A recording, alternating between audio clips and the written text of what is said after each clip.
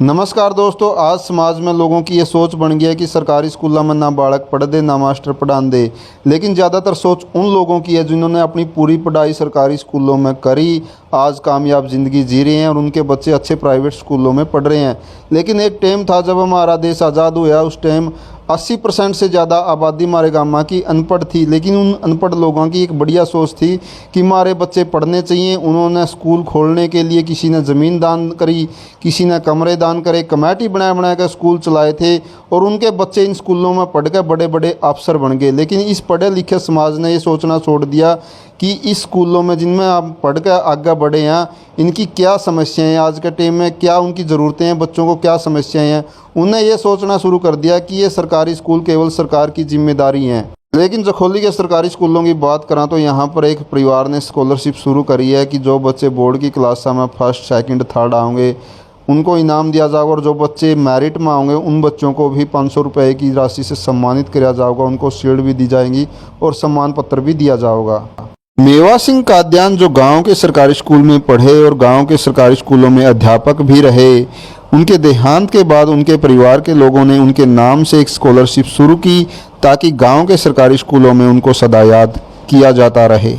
देखिए, जो हमने स्कॉलरशिप लेना शुरू किया है, हमारे स्वर्गीय पिता श्री मेवा सिंह जी की तरफ से शुरू किया है और हम सोचते हैं इससे बच्चों को मोटिवेशन मिलेगा, उनके अंदर एक भावना पैदा होगी। जब और बच्चों को यहाँ इनाम लेते हुए देखते हैं वो, तो उनके अंदर भी थोड़ी भावना पैदा होगी कि हमने भी कुछ करना है।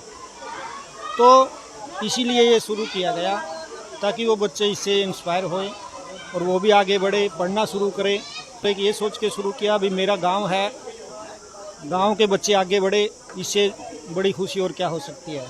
लेकिन हमारे पास बच्चे थोड़ा बैकग्राउंड उनकी थोड़ी कमज़ोर होती है, उनके माँ बाप थोड़े अनपढ़ होते हैं, इसलिए वो ज़्यादा नहीं पढ़ पाते।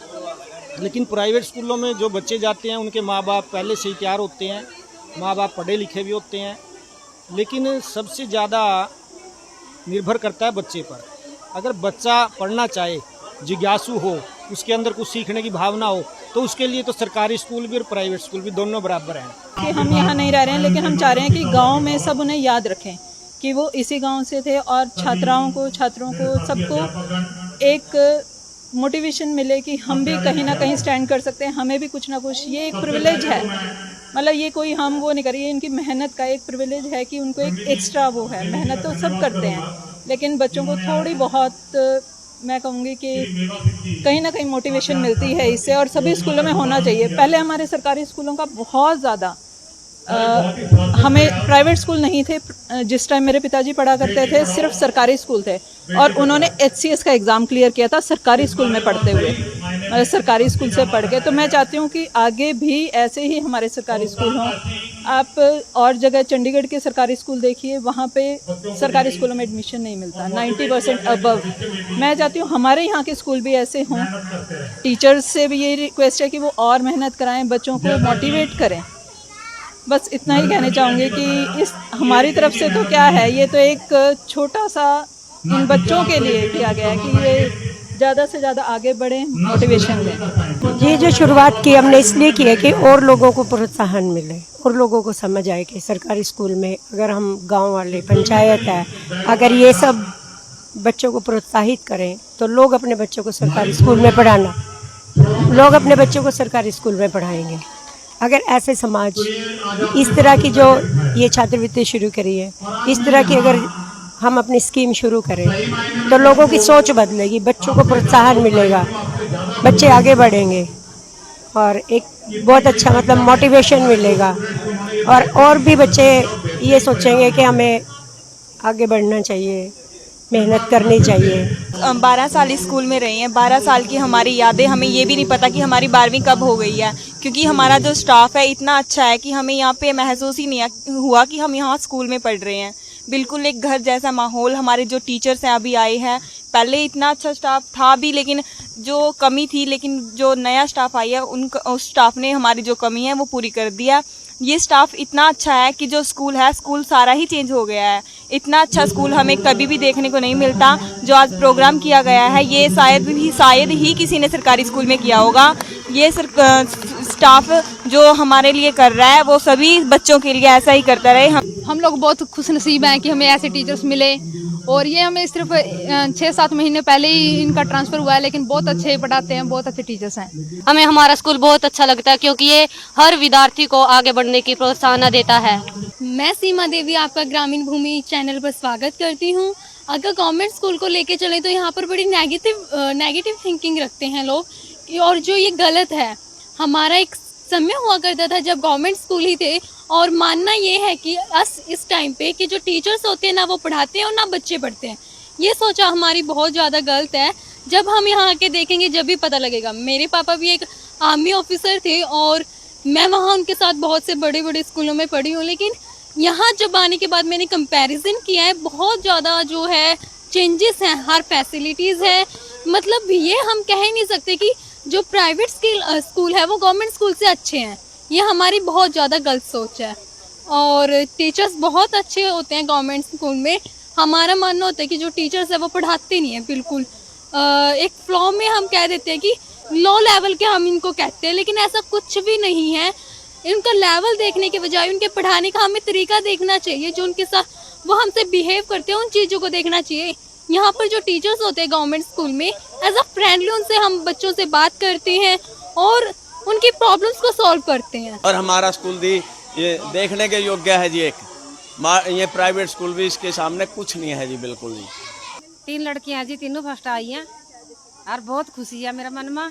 हमें भी बहुत खुशी महसूस हो रही है कि हमारे टीचर्स ने हमें सम्मानित किया और अवार्ड के साथ हमें स्टेज पे सम्मानित किया। हमें बहुत गर्व महसूस हो रहा है कि हमने एक अच्छी पोजीशन हासिल की।